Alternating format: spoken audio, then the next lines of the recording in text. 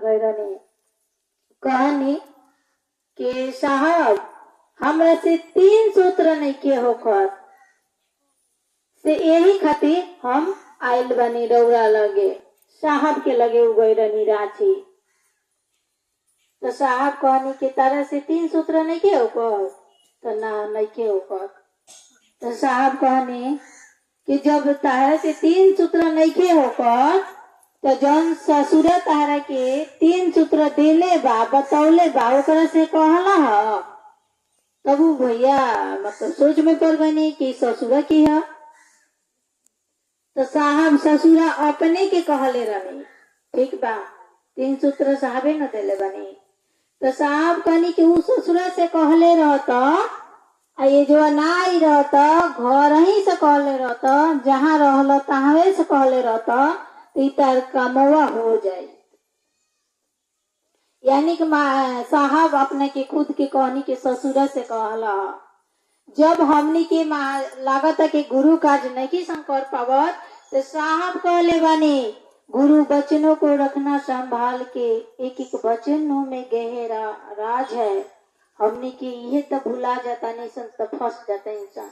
साहब कहने की जब महादेव ना सुने तब रउआ हमरा से कहे, हम महादेव से छीन के दया करे।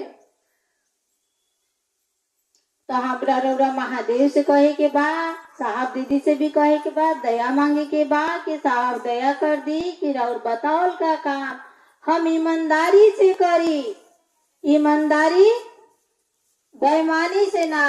साहब कहतनी कि बेईमानी सिर्फ रुपया पैसा ही चंदा नहीं है। अगर आप एक जगह से दूसरा जगह जाके या किसी भी जगह में आप जाके और मान सम्मान इज्जत प्रतिष्ठा चाय पानी खाना कपड़ा लत्ता अगर आपको चाह रहे हैं, तो ये भी अपना गुरु से बेईमानी होगा। रौरा के ढेर कोई बड़ाई करता, तो साहब के सानिध्य में महादेव के सानिध्य में भेज दी कि हई तारीफ के काबिल नहीं कि हम ना बर्दाश्त कर पाए, मैं रौरा चरण में समर्पण करता नहीं। जब महादेव की बात करें तो रौरा की राउर बड़ाई होके करी, लोग सम्मान करबे करी। बाकी रोज हमरा रौरा बैलून के तरह फूले के नहीं खे, न तो हम रौरा जाना तारी सन कि बैलून के अस्तित्व एक सुई के नोक मिटा देला, थोड़ा सा सुई मार दिखत तो हमरा रौरा फूले के नहीं के कि हम ढेर काबिल हो गइल बानी, हम सेंटर चलाओ तनी, हम सेंटर के मालिक हो गइल बानी, तो हम इतना लोग हमरा कहला पर उठेला, इतना लोग बैठेला। ई जहाँ बुझाए लगी तो हमने के इतना नीचे गिर जाए सन कि जावना के अंदाजा भी नहीं के। इसे बेवकूफ के तरह रहे के बा, ज्यादा होशियारी में नहीं के बने के हम ढेर काबिल हो गइल बानी। हमरा कहला पर 50 आदमी हमरा पीछे चलेला। ई जहाँ जेकरा जेकरा बुझा गइल बा उ लोग एबरा शिव सिस्टम में डूब गइल बा दीदी। उ जाके देखी उ अपन बातचीत करता, महादेव की बात कोई छोड़ देले बा, उ अपना में अझुरा गइल बा। ऐसे दीदी हम रौरा ई काम करी सन, ई कामवा करे के देवता देवी के भी सौभाग्य नहीं मिलल, जन की हमरा रौरा ई सौभाग्य ना परम सौभाग्य मिलल बा।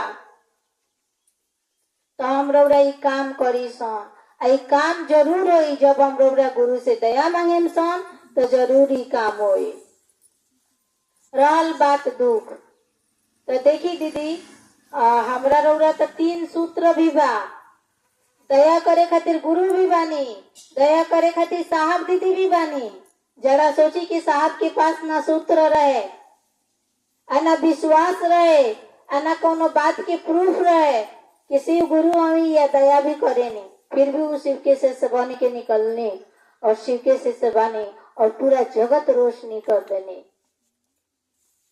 हमरा रौरा रेडीमेड मिलल बता नहीं खे होकर, काहे के हमरा रौरा तो दयो तो उल्टा मांगता नहीं सो। अभी हम आके ये जा खड़ा भई रहनी, अभी कोई दीदी नहीं रहनी लोग, एक आध दूगो दीदी पूजा करत रहनी लोग, कहीं के रहनी लोग, उ लोग अभी नहीं थी लोग। कहतनी लोग खूब दया मांगत रहनी, हमरा बेटी के नौकरी लग जाए, हे शिव गुरु हमरा बेटी के नौकरी लग जाओ, 4 गो लड़का बड़ा 5 गो का दुनिया भर के मने बोलत रहनी, खूब शिव गुरु से मने आपन काम खातिर दया मांगत रहनी। तो हमनी के तो दया मांगत है ऐसे कि हे शिव गुरु 1 तला तो पिटा गई, सामने वाला के 4 तला बा, हमार कहिया हुई, 2 तला कब करबो, इतना खातिर दया करो। 2 तोलो हो गए तब 3 तला खातिर दया मांगो तनी सन। देखी मानव जीवन की इच्छा कभी मरेला ना।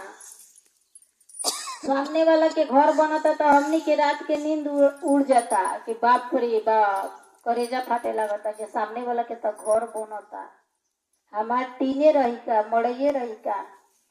शिव शिष्य की लक्षण ना हो।